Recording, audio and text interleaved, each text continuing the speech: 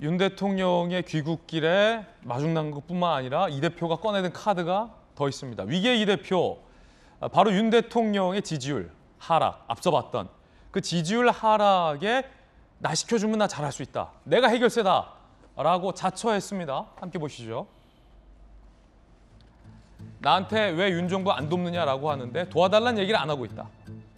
이 말은 뒤집으면 진짜 안 도왔다라는 걸 또 시인한 이야기이기도 합니다. 식물 당대표가 되고 싶은 생각 없다. 의욕만으로 직을 내려놓은 경우는 없지 않느냐.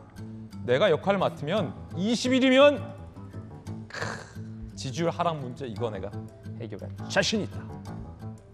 손정희 변호사님. 앞서서 이제 윤 대통령의 지지율 분석해 주셨는데 어떻습니까? 이 대표에게 역할을 주면 윤 대통령의 지지율을 20일 안에 해결할 수 있을까요?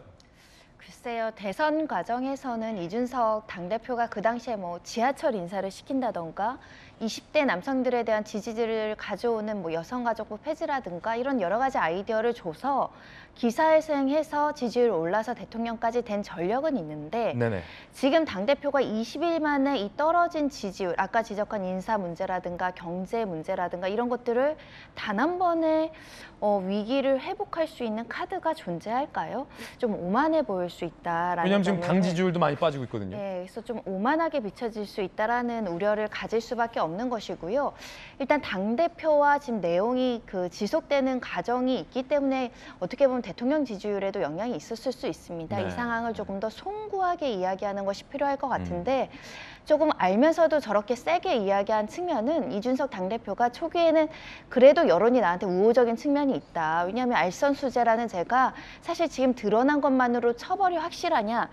굉장히 미비스러운 측면이 있고 정치적인 의도로 징계가 진행된다라는 일각의 의견들도 강했기 때문에 그런 여론이 있었는데 이게 너무 오래 가다 보니까 이준석 당대표가 결국은 리더십의 상처를 입고 당을 재건하거나 당의 지지율을 올리는데 역할을 못하면 결국은 그런 비위가 없다고 하더라도 집권 여당의 당대표로는 좀 부족한 거 아니라는 여론이 지금 들어오고 있거든요. 그러니까 급해서 윤석열 대통령 마중도 나갔던 것이 아닌가 생각이 들고요. 그래서 내가 존재해야만 이 당에 도움이 된다라는 것을 역설적으로 20일 만에 올릴 수 있다고 하지만 일부 도움 되겠지만 지금 벌어지고 있는 리더십에 대한 이 흠집은 또 어떻게 봉합을 할 것이며 이 리더십을 어떻게 보여줄 것인지의 심판대에서 너무 오랫동안 제대로 정리가 되지 않았습니다. 조금 다른 측면의 접근이 필요해 보입니다. 예, 지지율을 올릴 수 있다. 이 얘기 기시감이 듭니다. 어디서 들어봤던 얘기라는 거죠. 바로 이 대표가 지난 1월에 했던 발언인데 지난 대선 기간 여러분도 잘 아시다시피 두 차례에 이 대표는 이른바 윤핵관들과의 불화를 이유로 대통령 선거에서 당 대표로서의 역할을 보이콧한 바 있습니다. 두 차례 모두 다 윤 대통령이 뛰어와서 이 대표를 포용하면서 그 국면을 해소했었는데 그 과정에서 이 대표가 이렇게 얘기한 바 있었습니다. 빠진 지지율 60일이면 충분하다라고 말이죠. 들어보시죠. 우리 후보가 지금 다소간 하강 국면을 겪는 상황 속에서 이루어진 조사들이기 때문에 그런 수치도 당연히 변할 것이다 이렇게 보고 있습니다. 다시 말하지만 60일이면 충분합니다. 예. 지금 이 장면과 앞서 봤던 20일이면 지지율 충분하다라는 그 장면을 비교해 봤을 때 공통점도 있고 차이점도 있습니다. 일단 차이점은 지난번에는 60일이면 충분하다고 했는데 이번엔 20일로 더 단축해서 기간을 잡았다는 것. 공통점은 그때도 지금도 이 대표는 위기 상황이라는 겁니다. 위기 상황에서 공통적으로 이 대표는 지지율을 내가 올릴 수 있다라는 카드를 꺼내 들었고 실제로 일부 이 대표가 지지율을 대선 기간 때 올린 측면도 있습니다만 기간이 짧아졌어요. 60일이었는데 지금 20일. 그만큼 지금 더 절박하다는 뜻일까요? 저는 이 대표가 실언했다고 생각합니다. 그래요? 네, 왜냐하면 저 말인즉슨 이 대표가 지금 당 대표로서 해야 되는 직무를 다 충실히 수행하지 않고 있다는 자기 고백 아니겠습니까? 그러니까 뭔가 나에게 기회를 주면 도울 수 있다가 아니라 집권당의 당 대표는 무한 책임을 갖고 있습니다.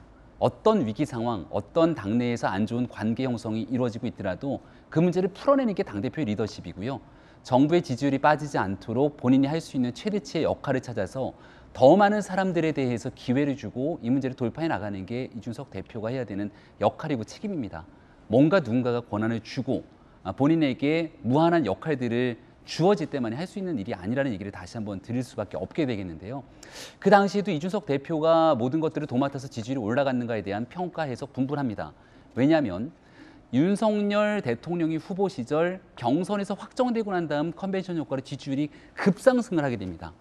그리고 나서 지지율이 빠졌던 하락 국면을 생각해 보게 된다면 이준석 대표가 당 대표로서 당시 선대위의 역할을 하지 않고 바깥으로 나가게 됐던 일들이 반복됐던 시기를 볼 수 있죠. 당대표의 보이콧이 지지율 하락의 원인이었다. 주요한 원인이었으면 부인할 수 없을 겁니다. 그러니 당연히 보이콧했던 당대표와 후보 간의 불화가 있는 정당에 대해서 국민들이 어떻게 표를 주겠습니까?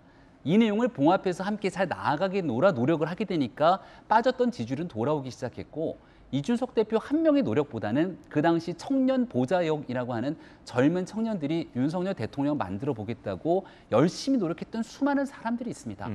그리고 보이지 않는 곳에서 있었던 무명 용사라고 표현들을 많이 하게 되는데 그런 일들의 힘이 모여서 대통령의 지지율이 다시 올라갔던 것이고 이준석 대표도 그 과정에 열심히 노력을 했겠으니 이준석 대표의 공도 없다고 할 수는 없겠습니다만은 본인만이 이 위기를 극복할 수 있다고 얘기하는 건 굉장히 오만한 발언이죠.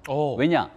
마지막 순간 3월 9일 대통령 선거를 앞두고 있었던 며칠 전 이준석 대표가 어떤 얘기를 했습니까? 호남에서 20%를 넘어 30%까지 지지율 달성할 수 있다고 얘기를 했습니다. 전체적인 여론조사, 여의도연구원 여론조사를 수차례 얘기하면서 10% 이상 너끈하게 이길 수 있는 조사 결과들이 계속 얘기했지만 우리 모두가 기억하고 있는 건 3월 9일 대통령 선거 자정을 넘어가서 그 당시 출구조사 결과가 발표됐을 때 이준석 대표의 표정이죠. 공언했던 대로 그러한 성과들이 나왔습니까? 대표 혼자서 할 수 있는 일이 아니고 모든 구성원의 한 사람으로서 내가 해야 되는 역할들의 책임을 다해야 되는 것이고 특히나 이준석 대표는 그 어려웠던 위기를 극복하고 난 뒤에 당대표로서 역할을 하고 있기 때문에 무한한 책임감을 가지고 일해야 되는데 여전히 똑같은 방식으로 일하고 있다는 것이 매우 안타깝습니다. 제가 이렇게 좀 쓴소리를 드리는 이유는 지금 이준석 대표에 대한 여론이 좋지 않다고 평가를 하고 있습니다만 많은 기대감을 갖고 헌정사상 초유의 30대 당대표를 만들어냈는데 여기서 이준석 대표가 이런 방식으로 무너지게 된다면 젊은 정치인들, 새로운 변화와 혁신을 갈망하고 있는 정치에 대한 꿈까지 이준석 대표가 망가뜨릴 수 있습니다.